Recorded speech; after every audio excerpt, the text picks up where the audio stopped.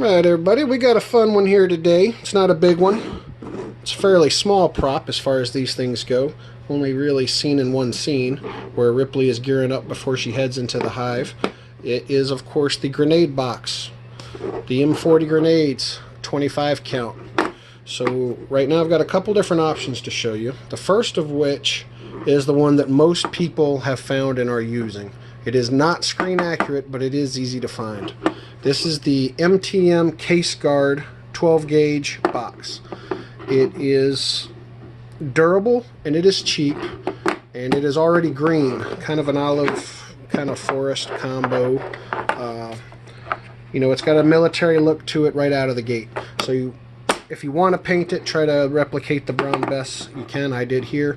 These are not screen accurate decals, the lettering. This is literally craft store vinyl letters that I put on. That's why it looks a little wonky. Another thing you're going to notice about the MTM Case Guard is the branding. They have their logo up in this corner. They've got the model number here. They've got the description here, the website here. Obviously none of that is screen accurate. Also not screen accurate is the clasp, the portion that locks it in. And it's also got a very tall lid compared to the screen used ones. We're going to take a look at the screen used photos here in a second. But it's also very rounded off. None of that is particularly screen accurate. This is just a nice, easy, cheap option. Craft store vinyl from, you know, online from Michael's, wherever it is you get your craft store vinyl lettering. This is a new case I found online on eBay. These are also cheap. The brand is Explore. Explore I kind of like better than the MTM Case Guard. Honestly, it feels cheaper. It doesn't feel as durable, but it has significantly less branding and markings. This is a wide open palette except for that small little logo. There is very little on the sides. Again, the clasp is not accurate either. We're going to get into that in a second. But overall, it's got a more angular shape, which is more accurate to the screen used one. And it's got a wide open palette for you to put your letters on without all the unnecessary bumps and roundness of the MTM Case Guard. Alright, this fella is an intriguing case. No pun intended. It is a Shotshell case. Anyways, this is the correct color to the original prop. Scratched paint reveals that it was red underneath. It has a 100% screen accurate clasp as it clicks down, and has the female end with the two tabs on the bottom. It has the screen accurate kind of a ridge about ½ inch offset inside it, as opposed to the other two candidates that have it right up against the edge. This one has an inset about ½ inch. This also has the hard angles, not so much the round edges, and it also has the smaller lid proportionally to the base. These two guys are closer to even. Not even, of course the lid is a little smaller, but this one is noticeably smaller, which is screen accurate. So you've got the correct color, the correct clasp, the correct proportions, and the correct inset. So how is it that we are not falling all over ourselves trying to find this case? Because it is a 20 gauge case. 20 gauge shotgun shells are smaller than 12 gauge shotgun shells. In short, it's too little to have been the correct one. Or is it? Could it be a mystery? Something nobody ever knew? That the 870 shotguns inside the SPAS cages were 20 gauge? Probably not. But I mean, in theory it's possible. 870 Remingtons came in 20 gauge variants. I don't believe there's actually been any evidence to say so. Still, this is always nagging at my head. This is so perfect in absolutely every way. It's just too small.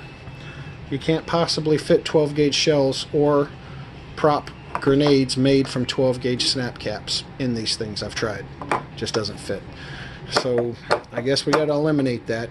So if we're to assume all the grenades were 12 gauge, we got to pick a 12 gauge box. I am going with the Explorer myself. I believe that is more accurate than the MTM, and that's what I'm going to be using in this build. This is an Explorer case that I have painted up with the airbrush Alclad Brown Bess. It is not perfect in my opinion. Some people are really excited about it because they think it's extremely close. That pulse rifle is something I painted with original 80s Brown Bess, and you can see it's, you know, it's not off. It's pretty good, except when it catches the light. It's really close, but it's not perfect in my opinion. Some people seem to have had better luck matching it to their examples of the 80 Brown Bess. I don't know if mine just changed, or maybe my all-clad jar wasn't mixed the same as theirs. Whatever it is, it's not a perfect match, but it's good. It's good enough. It's arguably better than my own custom mix that I did to try to replicate the Brown Bess. So it's close, you know, for an out-of-the-box, buy-it-off-the-shelf kind of color. It's a great color.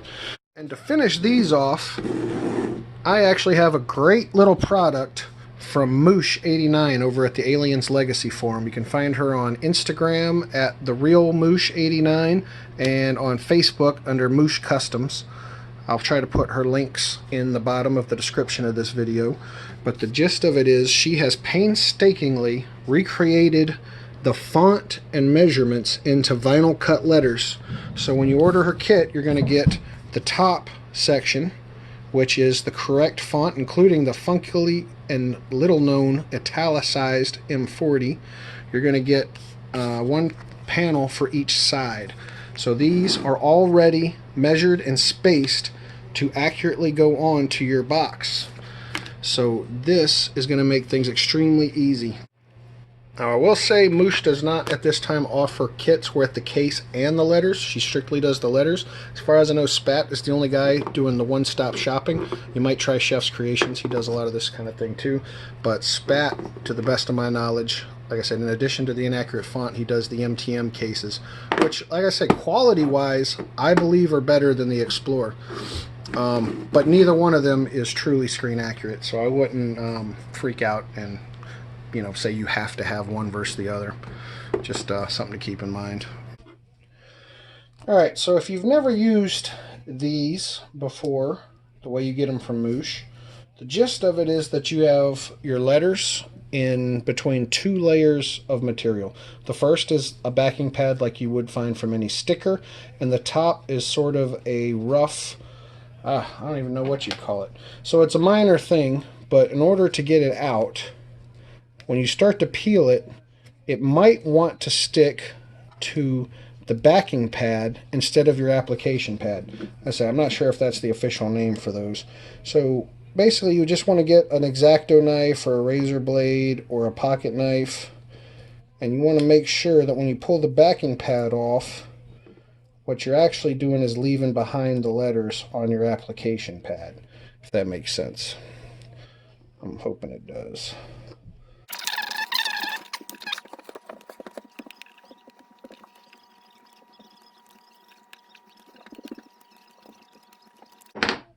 Now, so there you have it, your letters ready to apply on your application pad.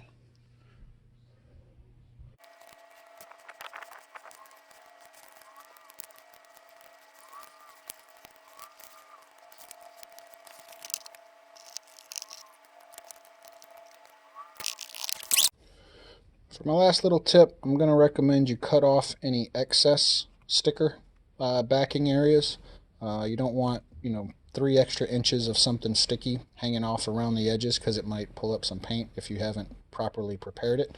As you can see, that happened on a small portion right there. That was a little overhang.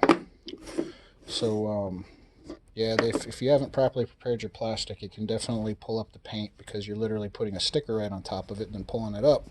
So the clear backing pad isn't as strong as the white, but it is still technically a bit of a sticker with some grab.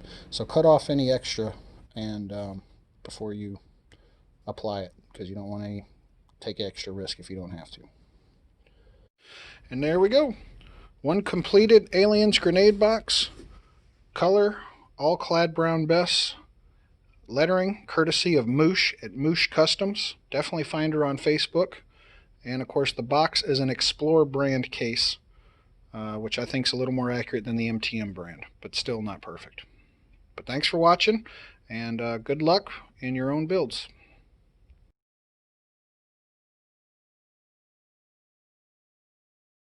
So here I've already done this side.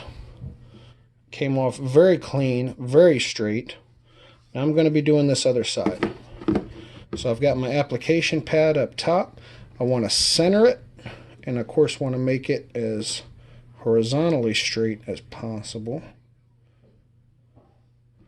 And then it's just as easy of, once you got it where you want it, apply pressure.